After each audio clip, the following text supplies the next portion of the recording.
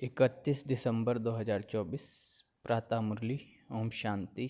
बाप दादा मधुबन। बाबा ने कहा, मीठे बच्चे, बाप जो रोज रोज पढ़ाते हैं या पढ़ाई कभी मिस नहीं करनी है। इस पढ़ाई से ही अंदर का संशय दूर होता है। प्रश्न, बाप के दिल को जीतने की युक्ति क्या है? उत्तर, बाप के दिल को जीतना है तो जब तक संगम युग है तब तक बाप से कुछ भी छिपाओ नहीं। अपने कैरेक्टर्स पर पूरा पूरा ध्यान दो। अगर कोई पाप कर्म हो जाता है तो अविनाशी सर्जन को सुनाओ तो हल्के हो जाएंगे। बाप जो शिक्षा देते हैं यही उनकी दया, कृपा व आशीर्वाद है। बाप से दया व कृपा मांगने की बजाय स्वयं पर कृपा करो। ऐसा पुरुषार्थ कर बाप के दिल को जीत लो। ओम शांति। अभी रूहानी बच्चे यह तो जानते हैं कि नई दुनिया में सुख है, पुरानी दुनिया में दुख है। दुख में सभी दुख में आ जाते हैं और सुख में सभी सुख में आ जाते हैं। सुख की दुनिया में दुख का नाम निशान नहीं, फिर जहाँ दुख है वहाँ सुख का नाम निशान नहीं। जहाँ पाप है वहाँ पुण्य का नाम निशान नहीं, जहाँ पुण्य है वहाँ पाप का नाम निशान नहीं। वह कौन सी जगह है? एक है सतयुग, दूसरा है कलयुग। यह तो बच्चों की बुद्धि में जरूर होगा ही। अभी दुख का समय पूरा होता है और सतयुग के लिए तैयारी हो रही है। हम अभी इस पतित छीछी दुनिया से उस पार सतयुग अर्थात राम राज्य में जा रहे हैं। नई दुनिया में है सुख, पुरानी दुनिया में है दुख। ऐसा नहीं जो सुख देता है वही दुख भी देता है, नहीं। सुख बाप देते हैं, दुख माया रावण देता है। उस दुश्मन की एफिजी हर वर्ष जलाते हैं। दुख देने वाले को हमेशा जलाया जाता है। बच्चे जानते हैं जब उसका राज्य पूरा होता है तो फिर हमेशा के लिए खल्लास हो जाता है। 5 विकार ही सबको आदि मध्य अंत दुख देते आए हैं। तुम यहाँ बैठे हो तो भी तुम्हारी बुद्धि में यही रहे कि हम बाबा के पास जाएं। रावण को तो तुम बाप नहीं कहेंगे। कब सुना है रावण को परमपिता परमात्मा कोई कहते हो? कभी भी नहीं। कई समझते हैं लंका में रावण था। बाप कहते हैं यह सारी दुनिया ही लंका है। कहते हैं वास्को डी गामा ने चक्र लगाया स्टीमर व बोट के द्वारा। जिस समय उसने चक्र लगाया उस समय एरोप्लेन आदि नहीं थे। ट्रेन भी स्टीम पर चलती थी। बिजली अलग चीज़ है। अब बाप कहते हैं दुनिया तो एक ही है, नई से पुरानी, पुरानी से नई बनती है। ऐसे नहीं कहना होता है कि स्थापना पालना विनाश नहीं, पहले स्थापना फिर विनाश, बाद में पालना, यह राइट अक्षर है। बाद में रावण की पालना शुरू होती है। वह झूठी विकारी पतित बनने की पालना है जिससे सब दुखी होते हैं। बाप तो कभी किसको दुख नहीं देते। यहाँ तो तमो प्रधान बनने के कारण बाप को ही सर्वव्यापी कह देते हैं। देखो क्या बन पड़े हैं। यह तो तुम बच्चों को चलते फिरते बुद्धि में रहना चाहिए।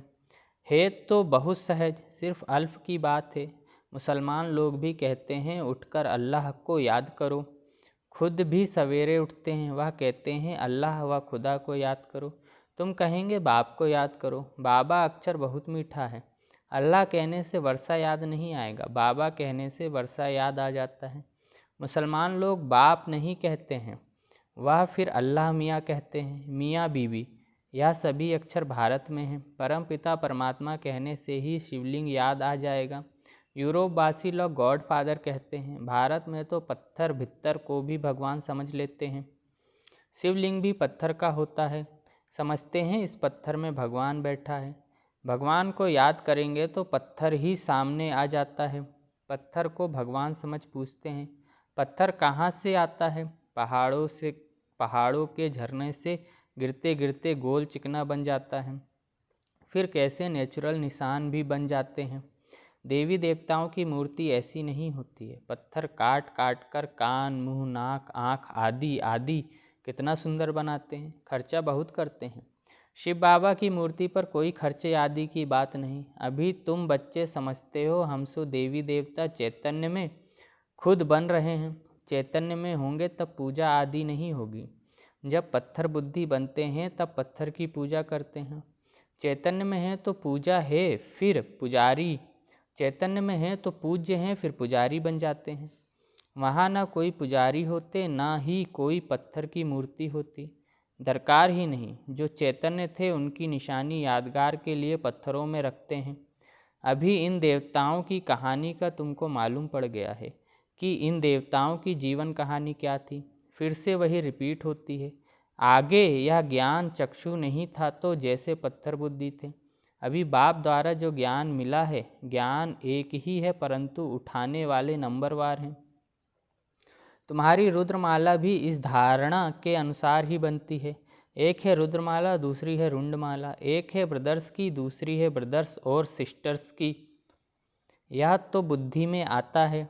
हम आत्माएं बहुत छोटी छोटी बिंदी मुआफिक हैं। गायन भी है भ्रुकुटी के बीच में चमकता है अजब सितारा। अभी तुम समझते हो हम आत्मा चैतन्य हैं, एक छोटे सितारे मिसल हैं। फिर जब गर्भ में आते हैं तो पहले कितना छोटा पिंड होता है, फिर कितना बड़ा हो जाता है। वही आत्मा अपने शरीर द्वारा अविनाशी पाठ बजाती रहती है। इस शरीर को ही फिर सब याद करने लग पड़ते हैं। यह शरीर ही अच्छा बुरा होने के कारण सबको आकर्षित करता है। सतयुग में ऐसे नहीं कहेंगे कि आत्म अभिमानी बनो, अपने को आत्मा समझो। यह ज्ञान तुम्हें अभी ही मिलता है क्योंकि तुम जानते हो अभी आत्मा पतित बन पड़ी है। पतित होने कारण जो काम करती है वह सभी उल्टा हो जाता है।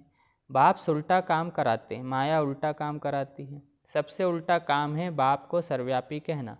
आत्मा जो पाठ बजाती है वह अविनाशी है, उनको जलाया नहीं जाता, उनकी तो पूजा होती है। शरीर को जलाया जाता है। आत्मा जब शरीर छोड़ती तो शरीर को जलाते हैं। आत्मा दूसरे शरीर में प्रवेश कर जाती है। आत्मा बिगड़ शरीर 2-4 दिन भी नहीं रख सकते हैं। कई तो फिर शरीर में दवाएं आदि लगाकर रख भी लेते हैं, परंतु फ़ायदा क्या। क्रिश्चियन का एक सेंट जेवियर है, कहते हैं उसका शरीर अभी भी रखा हुआ है। उनका भी जैसे मंदिर बना हुआ है। किसको दिखाते नहीं हैं, सिर्फ उनके पाँव दिखाते हैं। कहते हैं कोई पाँव छू लेता है तो बीमार नहीं होता, पाँव छूने से बीमारी से हल्के हो जाते हैं, तो समझते हैं उनकी कृपा। बाप कहते हैं भावना का भाड़ा मिल जाता है। निश्चय बुद्धि होने से कुछ फ़ायदा होता है, बाकी ऐसे हो तो ढेर के ढेर वहाँ जाएं, मेला लग जाए। बाप भी यहाँ आए हैं फिर भी इतना ढेर नहीं होता, ढेर होने की जगह भी नहीं है। जब ढेर होने का समय आता है तो विनाश हो जाता है। यह भी ड्रामा बना हुआ है, इसका आदि व अंत नहीं है। हाँ, झाड़ की जड़ जड़ीभूत अवस्था होती है, अर्थात तमो प्रधान बन जाता है, तब यह झाड़ चेंज होता है। कितना यह बेहद का बड़ा झाड़ है। पहले वह आएंगे जिनको पहले नंबर में जाना है, नंबरवार आएंगे ना। सभी सूर्यवंशी तो इकट्ठे नहीं आएंगे, चंद्रवंशी भी सभी इकट्ठे नहीं आते, नंबरवार माला अनुसार ही आएंगे। पाठधारी सभी इकट्ठे कैसे आएंगे। खेल ही बिगड़ जाए। यह खेल बड़ा एक्यूरेट बना हुआ है, इसमें कोई चेंज हो नहीं सकती। मीठे मीठे बच्चे, जब यहाँ बैठते हो तो बुद्धि में यही याद रहना चाहिए। और सत्संगों में तो और बातें बुद्धि में आती हैं। यह तो एक ही पढ़ाई है जिससे तुम्हारी कमाई होती है। उन शास्त्रों आदि को पढ़ने से कमाई नहीं होती। हाँ, कुछ ना कुछ गुण अच्छे होते हैं। ग्रंथ पढ़ने बैठते हैं तो ऐसे नहीं सभी निर्विकारी होते हैं। बाप कहते हैं इस दुनिया में सभी भ्रष्टाचार से पैदा होते हैं। तुम बच्चों से कोई पूछते हैं वहाँ जन्म कैसे होगा, बोलो वहाँ तो 5 विकार ही नहीं, योग बल से बच्चे पैदा होते हैं। पहले ही साक्षात्कार होता है कि बच्चा आने वाला है, वहाँ विकार की बात नहीं। यहाँ तो बच्चों को भी माया गिरा देती है। कोई तो बाप को आकर सुनाते भी हैं, सुनाएंगे नहीं तो 100 गुना दंड पड़ जाएगा। बाप तो सभी बच्चों को कहते हैं कि कोई भी पाप कर्म हो जाता है तो बाप को झट बताना चाहिए। बाप अविनाशी वेद है, सर्जन को सुनाने से तुम हल्के हो जाएंगे। जब तक संगम युग है तब तक बाप से कुछ छिपाना नहीं है। कोई छिपाते हैं तो बाप के दिल को जीत नहीं सकते। सारा मदार पुरुषार्थ पर है। स्कूल में आएंगे ही नहीं तो कैरेक्टर कैसे सुधरेंगे। इस समय सबके कैरेक्टर खराब हैं, विकार ही पहले नंबर का खराब कैरेक्टर से। इसलिए बाप कहते हैं बच्चों, काम विकार तुम्हारा महाशत्रु है। आगे भी यह गीता का ज्ञान सुना था तो यह सभी बातें समझ में नहीं आती थी। अब बाप डायरेक्ट गीता सुनाते हैं। अभी बाप ने तुम बच्चों को दिव्य बुद्धि दी है तो भक्ति का नाम सुनते हंसी आती है कि क्या क्या करते थे। अभी तो बाप शिक्षा देते हैं, इसमें दया कृपा व आशीर्वाद की बात होती नहीं। खुद पर ही दया कृपा व आशीर्वाद करनी है। बाप तो हर बच्चे को पुरुषार्थ कराते हैं। कोई तो पुरुषार्थ कर बाप के दिल को जीत लेते, कोई तो पुरुषार्थ कर बाप के दिल को जीत लेते, कोई तो पुरुषार्थ करते करते मर पड़ते हैं।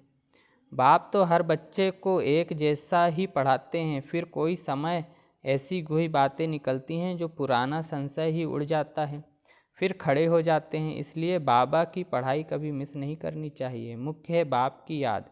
देवी गुण भी धारण करने हैं। कोई कुछ छीछी बोले तो सुना अनसुना कर देना चाहिए। Hear no evil. ऊंच पद पाना है तो मान अपमान दुख सुख हार जीत सब सहन जरूर करना है। बाप कितनी युक्ति बतलाते हैं, फिर भी बच्चे बाप का भी सुना अनसुना कर देते हैं, तो वह क्या पद पाएंगे। बाप कहते हैं जब तक अशरीरी नहीं बने हैं तब तक माया की कुछ न कुछ चोट लगती रहेगी।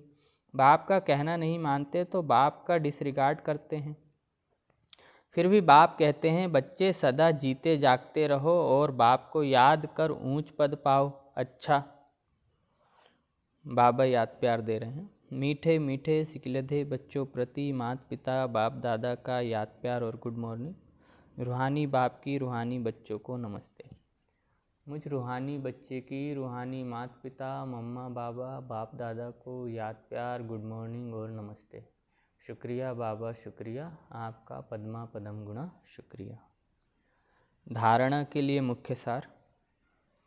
पहला है, कोई भी उल्टी सुल्टी बातें करे तो सुना अनसुना कर देना है। Hear no evil. दुख सुख मान अपमान सब कुछ सहन करना है। दूसरा है, बाप जो सुनाते हैं उसे कभी सुना अनसुना कर बाप का डिसरिगार्ड नहीं करना है। माया की चोट से बचने के लिए अशरीरी रहने का अभ्यास जरूर करना है। वरदान है, बाप समान रहमदिल बन सबको क्षमा कर स्नेह देने वाले मास्टर दाता भव। विस्तार। जैसे बाप को रहमदिल मर्सीफुल कहते हैं, ऐसे आप बच्चे भी मास्टर रहमदिल हो। जो रहमदिल हैं वही कल्याण कर सकते हैं। अकल्याण करने वालों को भी क्षमा कर सकते हैं। वह मास्टर स्नेह के सागर होते हैं। उनके पास स्नेह के बिना और कुछ है ही नहीं। वर्तमान समय संपत्ति से भी ज़्यादा स्नेह की आवश्यकता है। इसलिए मास्टर दाता बन सबको स्नेह देते चलो, कोई भी खाली हाथ ना जाए। स्लोगन, तीव्र पुरुषार्थी बनने की चाहना हो तो जहाँ चाह है वहाँ राह मिल जाएगी। अच्छा, ओम शांति।